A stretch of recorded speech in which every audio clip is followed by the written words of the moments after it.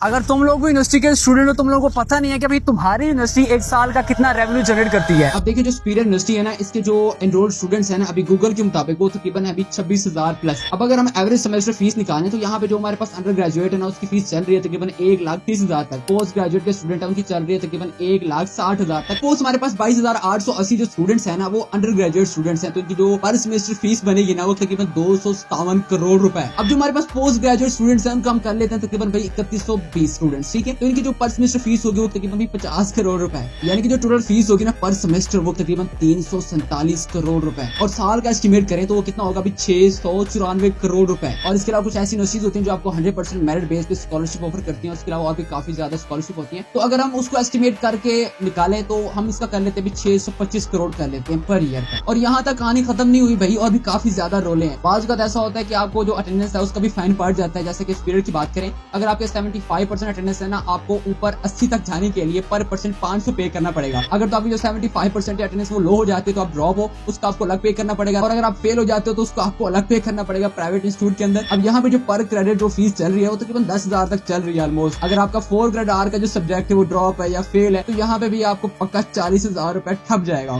Attendance fine है, इसका हम कर लेते हैं तकरीबन 5 करोड़ पर ईयर। उसके अलावा जो रिपीट सब्जेक्ट्स है ना, उनका हम पर ईयर कर लेते हैं तकरीबन 23 करोड़ रुपए। और जो ड्रॉप सब्जेक्ट्स है उसका हम कर लेते हैं 18 करोड़ रुपए। और उसके अलावा जो इवेंट्स है और बाकी जो चीजें होती है उसका हम कर लेते हैं तकरीबन 8 करोड़ रुपए। यानी कि इन चीजों का जो टोटल पर ईयर बनेगा ना एडिशनल, वो कितना होगा अभी 54 करोड़ रुपए 54। उसके बाद अगर हम एक्सपेंसेस की बात करें ना, तो गूगल के मुताबिक जो स्पीरियर की फैकल्टी मेंबर्स हैं वो तकरीबन 1500 के करीब है। अब हम इनकी जो एवरेज सैलरी है वो कर लेते हैं तकरीबन 1,20,000 तक पर मंथ। पर ये सैलरी बनेगी ना तकरीबन 216 करोड़ रुपए। कोर्ट स्टाफ होते हैं, लाइक गार्ड्स होते हैं, IT के लोग होते हैं, उसके अलावा क्लीनर्स होते हैं, इनका हम कर लेते हैं एस्टिमेट 25 करोड़ रुपए पर ईयर। उसके अलावा जो इलेक्ट्रिसिटी है और जो हमारे पास जनरेटर है उसका हम खर्चा कर लेते हैं यहाँ पे 30 करोड़ रुपए पर ईयर। और उसके अलावा लैब्स हैं, वाईफाई है और जो मेंटेनेंस है उसका हम कॉस्ट कर लेते हैं यहाँ पे भी तकरीबन 20 करोड़ तक। और जो मार्केटिंग है और जो इवेंट्स है ना, उनका हम यहाँ पे कर लेते हैं अभी तकरीबन 15 करोड़ पर ईयर। फिर की जो टोटल एक्सपेंस होगा पर ईयर तकरीबन 306 करोड़ रुपए। और जो हमारा टोटल रेवेन्यू है ना पर ईयर वो तकरीबन 679 करोड़। तो जो नेट प्रॉफिट होगा ना पर ईयर पीरियड का 373 करोड़ रुपए पर ईयर। अब देखिए जो हमारे पास एक बेस प्रोग्राम होता है ना, 4 साल के अंदर जो टोटल हमारे पास रेवेन्यू होगा ना वो तकरीबन 2716 करोड़ रुपए। और जो टोटल एक्सपेंस होगा 4 साल का 1224 करोड़ रुपए। और इसके दौरान जो नेट प्रॉफिट होगा ना 4 साल का तकरीबन 1492 करोड़ रुपए। और हाँ, ये जो मैंने आपको एस्टिमेट चीजें बताई है ना, ये एक रफ डाटा है जो पब्लिकली अवेलेबल है,